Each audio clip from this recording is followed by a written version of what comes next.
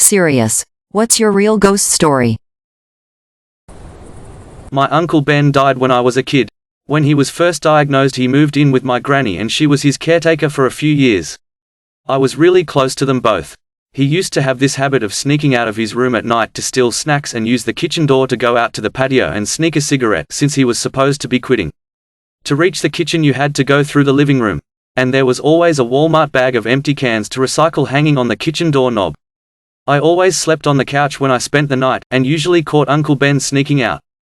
So I'd sneak out with him. We would eat snacks or sometimes go for a drive to sneak a soda from the gas station down the road. It was always really fun, and he would tell me all sorts of stories.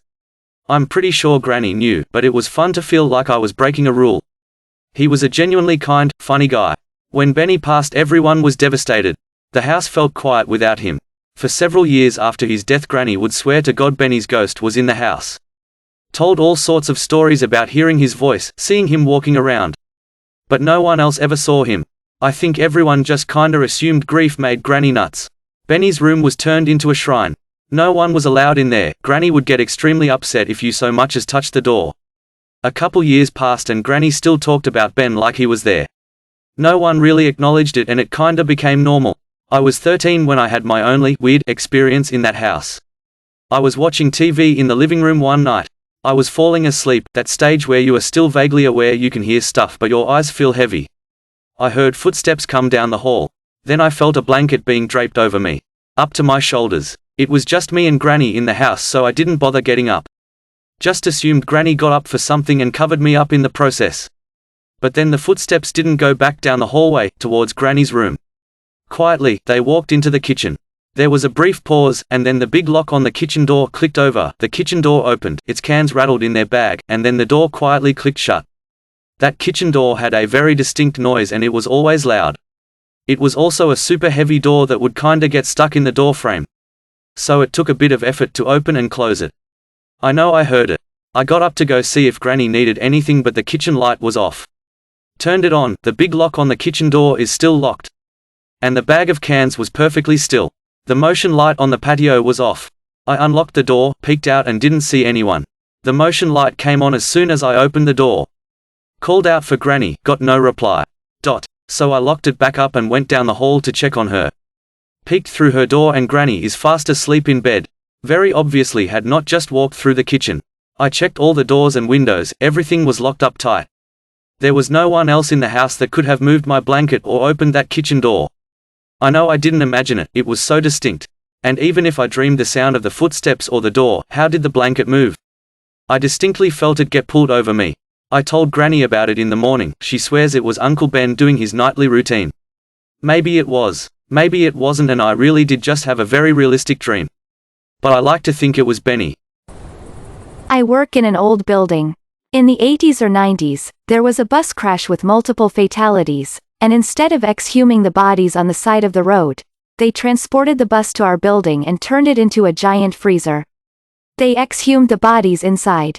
I've been alone in the building and seen kids run past my office door. We all hear shoes squeak on the wax floor often. Basketballs roll around on their own. It's kind of cool, honestly. It's not really scary. We sort of respect each other's space. My favorite story is the time I spent the night there by myself and I felt especially paranoid. I told the ghosts out loud that I was just going to go to sleep, and would prefer to be left alone.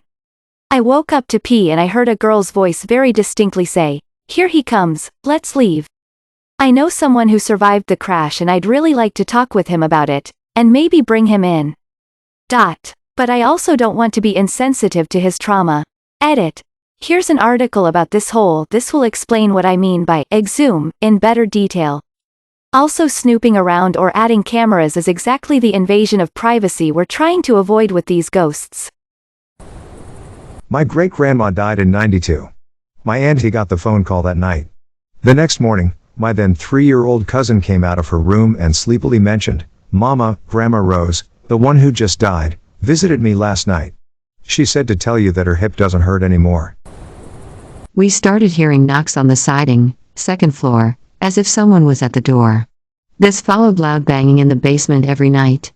I decided to record through the night and this snowflake ornament started spinning long after all had gone to bed. There was no draft as the other ornaments didn't move. When I played it back, I heard a man's voice repeatedly calling me a hoe.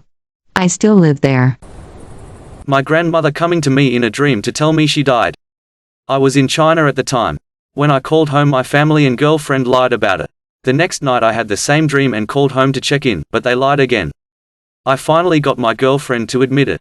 The dream stopped. When I got home, I was told that the last thing my grandmother said was to ask for me by name. I used to work in a bar that wasn't exactly a jail, but temporarily held people awaiting court and sentencing. Everyone had stories about the residential ghost, who we called Sebastian. First time I saw Sebastian, I looked down the stairs while I was opening, and saw some legs in black pants and smart shoes. The ceiling obscured his torso upwards. When I went downstairs to ask how he got in, he ran down the hallway and vanished. A few other staff members mentioned seeing a man in a black suit who would be in the bar after hours while you'd be cleaning, but when you'd approach or speak to him, he'd turn a corner and disappear. Sometimes after closing, you'd hear someone ringing the bells on staff members' bikes downstairs, or you'd hear a crash and the bikes would be moved to a different place. Other times, you'd see a man in black duck into the office, and by the time you'd enter he'd be gone. The clincher that convinced us all that it wasn't just a thing we all believed because we all joked about it so often was the day the new chefs came. They didn't speak much English and would leave once dinner service was over, so they never engaged in the Sebastian stories. One day, one of them asked about a man in black kept leaning on the ordering window while they were cleaning. Sebastian was pretty chill though. He never scared us or did anything mean. I think he just liked hanging out. Posted this elsewhere recently, but my biological dad lives in a creepy old farmhouse he renovated. I was helping him build out the office late one night. He went to the bathroom, and I kept plunking away. I was on the floor and set my hammer down. I felt something, a presence, and looked to where I thought someone would be. Nothing. I reached back down for my hammer and it's out of arm's reach, maybe 5 feet further than where I had set it down. I hadn't moved, at all. He comes back after he's finished and I tell him what had just happened.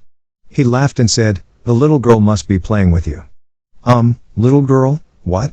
He then tells me that every now and then he hears a little girl laughing, and has even seen her. She's always wearing the same pair of overalls and she just kind of wanders around upstairs. I'm not one to believe in paranormal experiences, but I have no explanation other than a little girl ghost just wanted to play. Was visiting a friend in Chicago. She told me under no uncertain terms, the ghost of a woman who lived there wasn't really fond of men staying there. I was told that I needed to make sure I closed any door behind me, lest she slam the door behind me. Sure as beep, first night I'm there. I get up to go pee in the middle of the night. I didn't close the bedroom door when I came back from the bathroom. Door slammed so hard it knocked a piece of art off the damn wall. I used to wake up early in my house and every time I do I see shadows walking through the hallway. It got to the point where the shadows ended up having faces so terrifying that I started oversleeping just so I don't have to see them. Not exactly a ghost story, but when I was like 10 I watched the movie Creepshow with a friend, and when the scene when the primate bursts out of the crate happened, my garage door flew open at the same time and I'm pretty sure I actually died. When I was a kid, I woke up in the middle of the night and looked out into the living room, small house. I saw a ball of light the size of a golf ball streak across the room. I'd swear on anything that I was awake. May your day be filled with joy and happiness. And please remember to like, share, and subscribe for more quality content every day.